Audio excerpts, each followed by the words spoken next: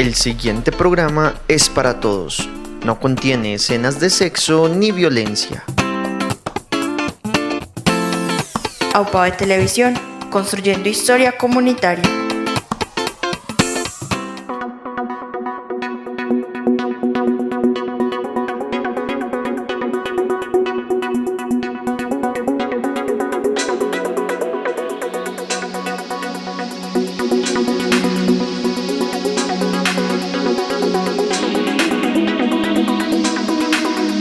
Bienvenidos a un nuevo programa de Perlas Saludables, donde trataremos hoy el tema de prevención de sustancias psicoactivas, y para ello tenemos a nuestro invitado Juan Carlos Bustamante.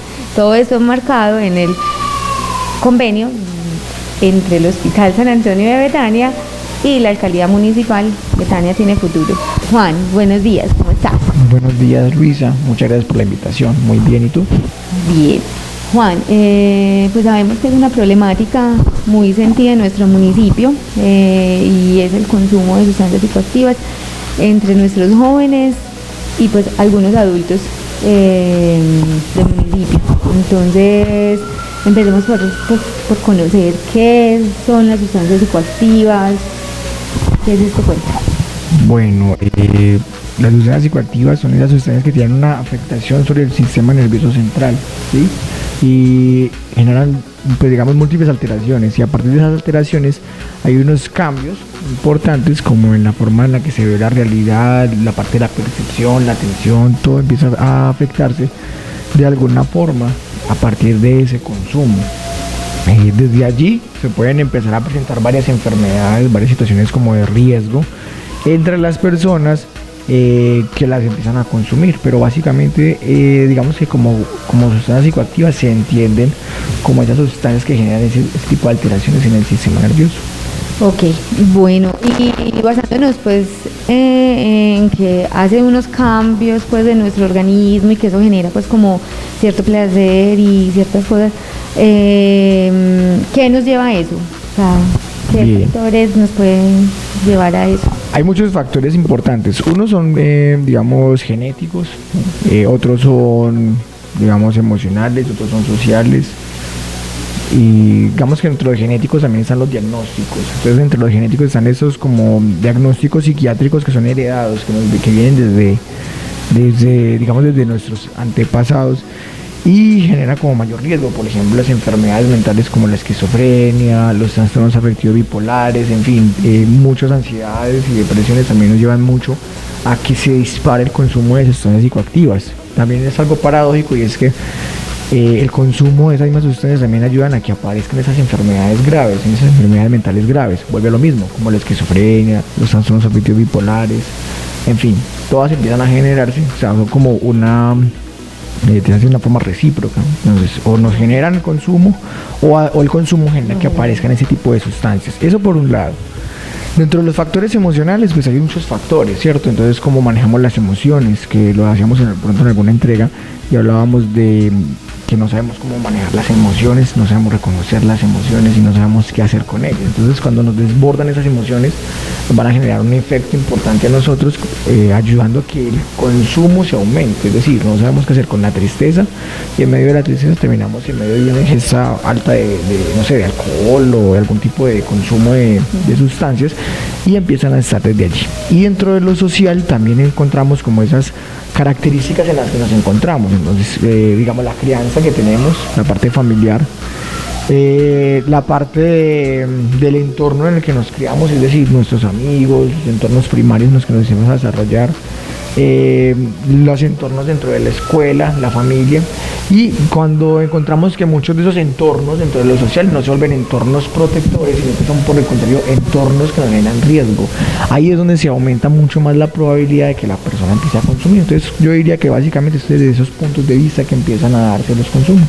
Ok. Yo como mamá, ¿cómo puedo darme cuenta que mi hijo, que es adolescente, o que mi esposo, ¿cierto? Pues alguien de mi familia está pues como en ese proceso de consumo de sustancias psicoactivas. Bueno, es muy importante, son los cambios intempestivos de estado de ánimo. La parte emocional, los cambios que van, o sea, de un momento a otro empieza a cambiar. Es muy importante tener en cuenta eso. ¿Por qué? Porque nos va a decir que si bien de pronto no puede ser un consumo, algo está sucediendo. Es muy importante. Y mirarlas, que no tenga, por ejemplo, que sí tenga un sentido como de la vida, es decir, como que no sea una vida parasitaria, hacer lo mismo en una forma en que siempre responsabilizo a los demás y no tomo como responsabilidad de muchas cosas, no tengo nada que hacer, entonces vivo como ahí, como que me van llevando, también es un criterio importante que nos puede dar como fe de eso. Otra cosa que nos puede ayudar como a identificar son los grupos, los amigos disfuncionales. Alguna vez lo hablábamos y no es que el amigo te va a involucrar y te va a decir tienes que consumir, sino que por la misma presión social pues terminan generando este tipo de consumos. Entonces los amigos disfuncionales también ayudan a que se presente el consumo. Y una forma de identificar también es justamente eso. Uso de candelas, encendedores de forma constante, no sé, cambios habituales, por ejemplo ya de la loción, si se gastaba un poquitico al mes, entonces ya se gastan 2 o 3 tarros, en fin, ya empiezas a ver que hay unos cambios importantes como en el comportamiento y empiezan a darse desde allí. ¿Qué tiene que ver la loción? Pues porque muchas veces, por ejemplo, con algunas sustancias enmascaran los olores, ¿cierto? Además que hay un olor, entonces buscan la forma de enmascarar el olor a partir del uso de, digamos, de esos cosméticos en ese momento. Y las candelas, pues obviamente porque si no venía usando candelas en un momento a otro, estás viendo que él es con candelas, cosas así, pues ya empiezas a notar que hay unos cambios importantes que están allí. Entonces es mucho desde ese punto de vista. Okay. Bueno, ¿todas las sustancias psicoactivas tienen el mismo efecto en las personas o hay unas que son más nocivas?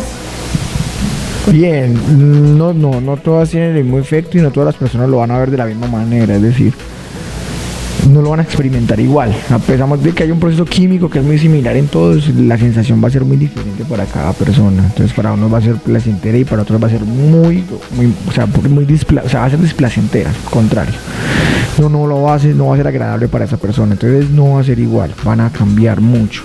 Y la afectación del proceso que se vive también tiene que ver mucho, digamos, con, no sé, dosis, persona, antecedentes que pueda llegar a tener la persona, ¿cierto? No es lo mismo una sensación para una persona que, no sé, es hipertensa que para una persona que no lo es, ¿cierto? Va a generar un montón de sensaciones muy, muy diferentes.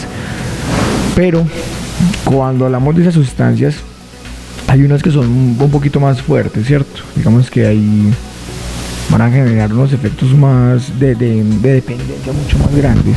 Por ejemplo, no sé, la heroína de una forma de uso no médico sino recreativo va a generar mucho más dependencia en ese sentido. Algunos medicamentos psiquiátricos que utilizan también desde esa forma también va a generar mucho más de dependencia.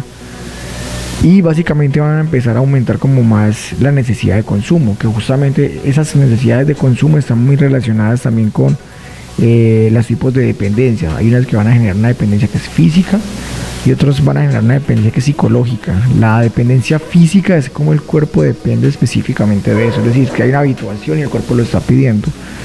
Y la psicológica es como esa emocionalidad que quiero volver a repetir, esa sensación que yo quiero volver a vivir o que no quiero vivir. Entonces empiezan a anclarse allí y a volverse un ciclo constante allí de repeticiones en el consumo. Entonces yo creo que la peligrosidad también se puede medir desde la persona, también desde la sustancia, como te decía, esas dos que te hablaba básicamente, pero que van a generar muchos efectos importantes desde ahí dependiendo de cada persona. O sea, siempre van a ser peligrosas.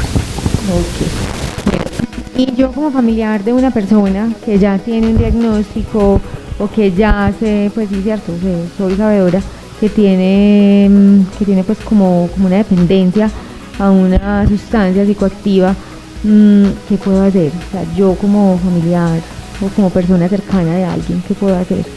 Bueno, yo diría que lo primero es como generar espacios de acompañamiento, acompañar a esa persona, escuchar a esa persona, generar un espacio de diálogo. ¿Por qué así? Porque digamos que en Colombia es un problema de salud, ¿cierto? Eso es una enfermedad. El consumo de sustancias es una enfermedad. Lo que hace que sea imposible intervenir a esa persona por la fuerza, es decir, como a las malas pues vamos a empezar a hacer un proceso, no, eso no se puede, no es terapéuticamente correcto, no va a funcionar, pero tampoco se puede hacer en Colombia. ¿Por qué? Porque no es un delito, no es una infracción como tal, es un problema de salud. Entonces, como problema de salud, la primera forma de atención sería a partir de la S. Pero entonces comparémoslo con una enfermedad general, pues como para que lo entendamos todos en las casas. Si a ti te da gripa, a ti no te van a obligar a que te atienda el médico. O sea, tú vas al médico o no vas al médico. Y es algo muy similar. Entonces, ¿qué se hace? Es un acompañamiento, se habla con la persona, que es lo recomendado. Generar la posibilidad de que la persona vea que es un problema, ¿cierto? Para eso hay preguntas que nos ayudan. Por ejemplo, no tanto el ¿usted por qué consume?, sino vos para qué consumís. Cambia la pregunta, cambia la forma de interpretar. No tanto el de juzgar, sino venga, yo lo acompaño, miremos. Y le da pues como la posibilidad a la persona de pronto de sentirse acompañado, de sentirse escuchado y ver de pronto como que la familia lo va a apoyar como en ese proceso de pronto como de cambio y todo, pues. Sí, es muy importante eso, como el acompañamiento desde ahí. Bueno, también el acompañamiento, pero también hay una parte importante, es mostrarle que hay consecuencias frente a lo que se hace. Es muy importante eso, pero no irse al extremo, ¿cierto? Entonces, por las consecuencias, entonces llegar a un punto medio donde también lo hagas responsable, porque también lo hablamos en algún momento en otros programas, y era que se vuelven un poco manipuladores, ¿cierto? Por ejemplo, una vez que se trabaja el consumo, se vuelve muy manipulador. Entonces nos dicen: ah, pero mamá, ¿sabe qué? Si usted me da sus tenis, yo dejo de consumir. Entonces, claro, la mamá en medio de su desesperanza va, compra los tenis, se los entrega, pero ahí viene que no va a dejar de consumir. ¿Por qué no lo va a hacer? Porque no va a perder esa posibilidad que tiene de negociación con la mamá. Es decir, esa posibilidad que tiene de volverlo a repetir, pues no la va a perder de esa forma. Entonces va a cambiar justamente desde ahí, digamos, como la forma en que se va a intervenir esa parte, y es del acompañamiento familiar. Entonces es muy importante mostrarle consecuencias, escuchar, no juzgar, y estar como en el mismo proceso desde ahí. Okay, bueno, tú mencionabas algo y pues que desde la legislación colombiana se ve pues esa problemática como una enfermedad, ¿cierto? Ya esto nos queda un poco claro, pero entonces, como colombiana, ¿cómo puedo acceder a esos servicios de salud o cómo puedo iniciar ese proceso desde mi EPS o desde el hospital, ¿cierto? Pues contanos. Muy bien, entonces voy a iniciar un proceso de desintoxicación y voy a pedir ayuda. Entonces lo más importante es pedir ayuda, ¿cierto? Entonces la persona que tiene el problema va a ingresar a consulta externa, es decir, va a pedir una cita, una valoración por médico general, donde le va a expresar: yo tengo esa dificultad y quiero pedir ayuda. Solamente con expresárselo más o menos de esa forma, el médico va a activar toda la cadena que viene de ahí en adelante. ¿Y cuál sería la cadena? Entonces el médico va a hacer una remisión a psicología y a psiquiatría. ¿Por qué así? Porque hay unos factores emocionales, hay unos factores físicos que están, digamos, envueltos frente al consumo. Entonces hay que empezar a tratarlos. Bueno, y si entonces la persona quiere iniciar como ese proceso y de entrada ve que lo mandan al psiquiatra, y pues desde el argot popular todo el mundo piensa que cuando uno lo mandan por donde el psiquiatra uno está loco. Entonces, ¿cómo manejar esa parte ahí? Pues que la persona que quiere como acceder a esa ayuda no se nos vaya a echar como para atrás, pues porque yo no estoy loco, ¿cierto? Bien, porque entonces justamente lo que tenemos que ver, como yo les decía al principio, hay enfermedades que empiezan a generarse a partir del consumo, o el consumo se empieza a generar a partir de ciertas enfermedades. Entonces se tienen que trabajar desde ahí, desde esos dos profesionales. Bueno, no es para locos, pues digamos que el psiquiatra sí atiende en algún momento como enfermedades mentales muy fuertes, lo mismo que el psicólogo, pero es que ninguno va a trabajar específicamente con la locura. O sea que sería explicarle muy bien a la persona por qué se va a llevar como el caso con estos dos profesionales. Sí, de hecho, la forma de intervención es muy sencilla, es entender que hay una situación emocional. Hay un diagnóstico que puede empezar a presentarse por los factores emocionales que usted tiene, o por la repetición de una sensación que le gusta, o porque hay una enfermedad de base que hay que intervenir. Entonces, cuando se presenta cualquiera de esos, hay que hacer el ejercicio de intervención. Entonces no es que se van a quedar ahí y que te van a internar entonces en un psiquiátrico por un problema de consumo, no sé. O sea, no es, digamos, que eso es lo que va a pasar, porque lo que van a empezar siempre es un proceso de desintoxicación. No es así. ¿Cómo lo hacen? Bueno, entonces ahí viene lo otro. Entonces, una vez tiene la valoración por psicología y por psiquiatría, ya se hace una derivación a toxicología. Entonces el toxicólogo va a determinar una forma de empezar a desintoxicar el cuerpo. y porque hay sustancias como por ejemplo el alcohol, que en algunos casos es peligroso dejarla de un momento a otro. ¿Por qué? Porque me puede generar cualquier tipo de falla a nivel orgánico, pues para que lo entendamos todos, es decir, algo puede fallar en nuestro sistema porque se vuelve una necesidad constante de consumo del mismo para poder funcionar. El llamado síndrome de abstinencia. Sí, entonces el síndrome de abstinencia, por ejemplo, en algunos alcohólicos es sumamente grave porque me puede generar un paro cardíaco, en fin, muchas cosas nos puede generar. Entonces, justamente desde ahí es que se hace la valoración y se determina el nivel de intervención. Entonces, si es una persona con monoconsumo, entonces se va a hacer un tipo de intervención. Si es policonsumidora, se hace otro tipo de intervención. Se mira si hay que llevarlo a otra estrategia y es, por ejemplo, internación, o sea, medida intramural, o se puede empezar a trabajar con modalidades como las que maneja Carisma, que son centrodía y otro tipo de modalidades para el manejo de personas, digamos, que van yendo día por día a una valoración y una continuación de la intervención. Entonces es justamente desde ahí que se hace como toda la valoración y el manejo de las mismas. Okay.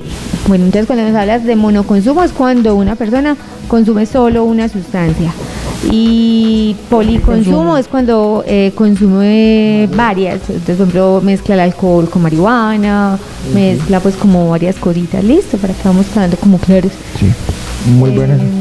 Bueno, entonces me estabas comentando Carisma. Bueno, entonces, por ejemplo, Carisma es una forma que desde ahí se trabaja en la parte de centrodía y es una S, en este momento es una S que trabaja justamente con, digamos, con todo lo que tiene que ver con el tema de consumo.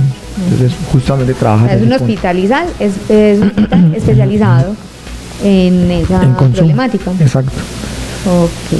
Bueno, no, Juan, la verdad, súper claro. Yo espero que a los que nos están viendo también nos haya quedado claro. Sabemos pues que desde la parte del hospital también tenemos pues como el servicio de consulta general, pues cierto, de medicina general para las personas que de pronto tienen esa problemática y quieran darle un cambio pues como a su vida. Podemos pues obviamente ofrecerles pues como esa oportunidad para que puedan acceder a todo lo que nos habla nuestro invitado Juan Carlos y que puedan hacer pues como un vuelco y puedan volver pues como a generar espacios diferentes de consumos de sustancias psicoactivas. Juan, muchísimas gracias. ¿Algo más que quieras aportar? No, pues desde la ESE Hospital entonces están como, digamos, presos a toda la forma de la intervención y atención frente al tipo de situaciones de consumo, a consultas que se puedan presentar también desde allí y el manejo de algunas de las situaciones también que se puedan dar también desde este nivel de complejidad, desde el nivel que estamos, de las condiciones y características del hospital, y si no, se derivarían a los profesionales que hablamos pues anteriormente. Entonces, muchas gracias por la invitación. No es además recordar que desde el plan de intervenciones colectivas en el municipio estamos trabajando con todos los grupos conformados en escuelas, colegios, y abordamos la problemática. Pues Juan es el psicólogo de esta estrategia y pues la idea es que obviamente él vaya pues como a todos los niños, los jóvenes, los adultos y los empodere o los empape pues como de este tema para generar conciencia y sensibilización a la comunidad y que podamos pues hacer un buen trabajo todos. Muchísimas gracias por vernos. Hasta una próxima. Feliz tarde. Chao.